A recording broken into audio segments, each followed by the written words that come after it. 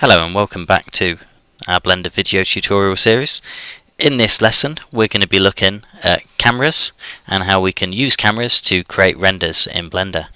Okay, so if we have a look, we've gone back to our scene. We've got our textured material in the scene. If I switch to render view, we can see how the scene's looking, and there we go. So we've got our cube there, and there we go, looking good. Okay, fantastic. Right, what I want to do now though is, this is all very well, but I'm ready to render out an image of this for promotional purposes, or to put into Photoshop to add some more to for some artwork. So what we need to do is we need to be able to get a high resolution image and save it in the best possible way. So to do that we need to render out an image. The first thing we've got to do though is, if we have a look at our solid there, okay, this view that I'm looking at in the viewfinder isn't the view that's going to be rendered out. The view that's going to be rendered out is our camera's view. Now if we zoom out, we've got our cube here, we've got a plane on the floor. Up here, this object here, that's our spotlight that I've put over our object. And around to the side here, there, we have our camera. Okay, right, first things first, to select your active camera, using the project window, just left click on camera and that will come up highlighted. Okay, so that's where our camera is, but we still can't see what the camera is looking at properly. So to do that, what we need to do is go down here to the view menu, click that, and when we're in view, go to cameras and active camera. There we go. Right, that is what our render will be. That's the view our render will be. So if we go into rendered, we can kind of have a look. There we go. And we can see through the white dotted line that goes around the outside, everything inside that white dotted line inside the shot will be rendered, and everything outside of it will not be. Okay, so at the minute I'm not happy with that position of the camera. I want it to be closer, and I want to be able to get the full kind of halo of light on the floor. So what we need to do is, I want to move the camera. Now to move the camera, just double check that you've got it selected up in this project window up here, which we have. And there's two different ways we can move the camera. The first way is, if we click on this yellow cube down here, we can transform the camera's location using these slider bars down here. So if I click and hold on the X location of the camera and move it left, right even, we'll see the camera moves, and I'm going to click and hold and move the slider bar right. Okay, I can even type in a number. I'm going to type in 9, press return, you see it moves the camera.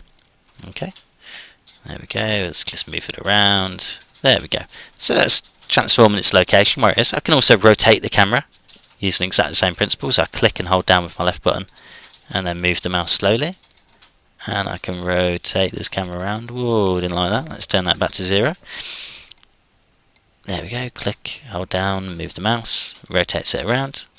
Okay, so the other way I can do it is, I'm just going to hold down my middle mouse button and pan around so we come back out of the camera view. Still got camera selected. The other way I can do it is, like any object in Blender's workspace, I can transform it using the transform arrows. I've just got to make sure that I've got my transform tool down here selected, and then I'm going to move the green arrow, move the red arrow, move the green, move the blue. I mean, that's all very well and good, but the only problem I have with moving it in the project window is, if I now go back into my camera view to what I'm going to render, I haven't been able to see what I've been doing as I go along there. So I do much prefer to click and hold and use the rotation tools and location transform tools. There we go. And I always make sure that I've got my active view set to camera when I'm doing that. So let's turn rendered on. Okay, it's looking good. I still need to pan down though, so just quickly rotate my camera. There we go. Let's maybe move up a little bit more. There we go. I think that's about perfect. That's about what I want. Let's just double check by switching the viewport setting back to rendered. So once the rendered view comes up, yeah, okay, I'll pretend I'm happy with that. So that's the shot that I want to render out. So I'm going to take it back to solid now. The next thing we've got to do is set the render settings themselves to Blender. So to do that, we go over to the camera icon, and under here we've got our render menu. Now Blender allows us to save our picture in a variety of resolutions, so kind of the size and sharpness of the picture, and we can see these under the resolution X and Y settings. That's to do with how big the X and Y of the video frame, the shot's going to be.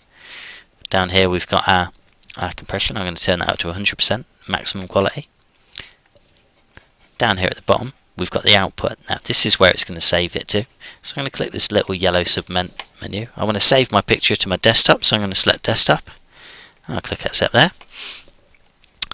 I also can choose the file type. Now I like PNGs because PNGs are fairly lossless. Okay, and we've got black and white, RGB, colour, RGBA. We've also got the colour depth, 18 or 16. Now the higher the colour depth, the more colours your picture is going to display. Okay, which means you've got kind of a greater range of colours you can render out in your final picture, which will make it look nice. But be aware that the higher the colour depth, the larger the file size as well. Okay, so I'm going to keep mine at colour depth 8 for now. And then we've got compression. This is kind of our image quality. I'm going to make compression up to 100% to make sure it's at its best quality.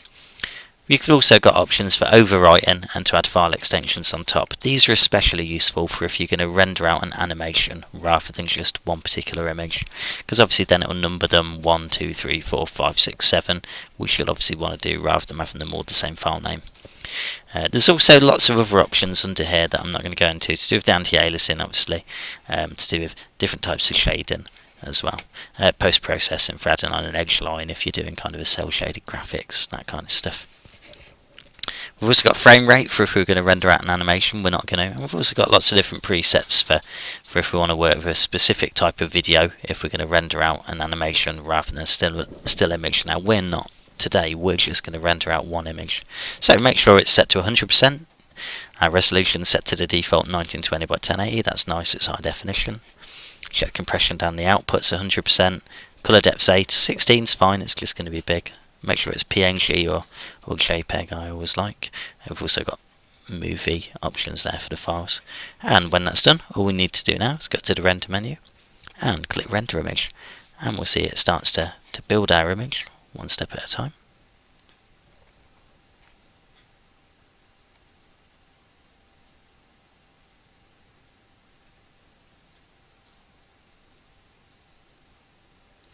There we go. Now, the more detail we've got in our scene, the more lights we've got, the more that's going on, the more nodes we add to do with depth of field and focus and those kind of things, the longer it's going to take to render. That was an exceptionally quick render, that was only about 20 seconds. Some renders can take hours and hours to render out a picture.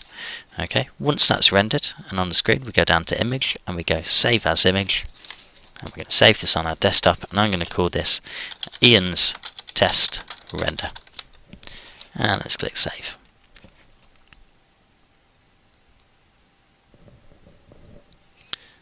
And there we go, fantastic. Right, if you want to get rid of the render off the screen, it's now saved. You just click escape and back to our normal window. We can zoom all around. Lovely, lovely. Let's have a look at that render. I'm going to minimize Blender, and we should be able to see on here somewhere. Folder. There we go.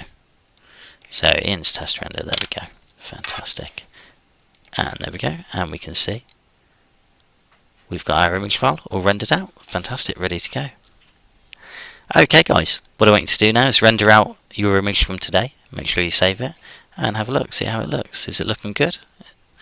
Okay, have a play with the camera.